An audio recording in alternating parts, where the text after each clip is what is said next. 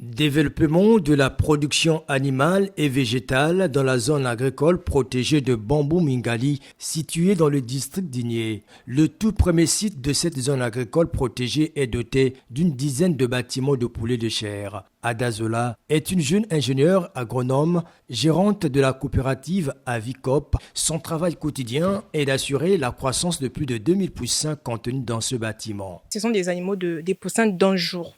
Donc, il faut gérer la température, il faut regarder la prophylaxie, donc les médicaments à leur donner.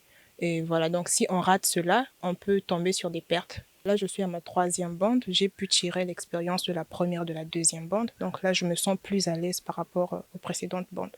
La capacité de production de l'élevage de volailles à Bambou Mingali 1 est estimée à plus de 20 000 poulets de chair chaque année. À proximité, il se développe également l'élevage de porcs. Sur une dizaine de blocs bénéficiant de l'appui du ministère en charge de l'agriculture, les exploitants gèrent aujourd'hui 800 porcs, soit une centaine de porcs par bloc.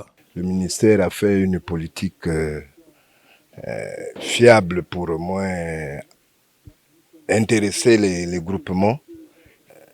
On a doté 8 porcs, ce qui fait 7 femelles et puis un mâle.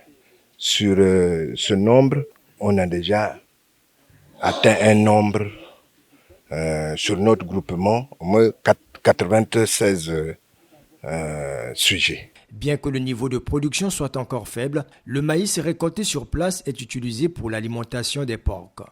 Ici, nous sommes en train d'écraser le maïs pour faire les aliments pour les cochons là-bas.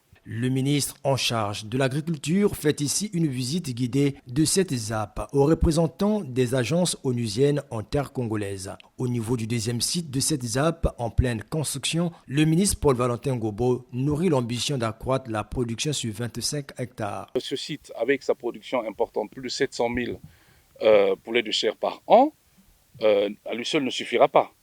Mais nous sommes là en train de montrer à nos partenaires, y compris aux Congolais eux-mêmes, les concernés, si nous multiplions ce genre de sites à Brazzaville, Pointe-Noire, dans les capitales ou dans quelques capitales départementales, eh bien nous serons en mesure de réduire de façon significative les importations de poulets de chair. Il ne faut pas oublier que nous ne sommes pas nombreux, on est à peine 6 millions d'habitants. Nous partons avec le message du ministre, le message, cette invitation qu'il nous a donné est étendu. C'est l'accompagner pour cette initiative qui s'inscrit vraiment au cœur de notre réponse au Programme national de développement sur le pilier vraiment pour la sécurité alimentaire.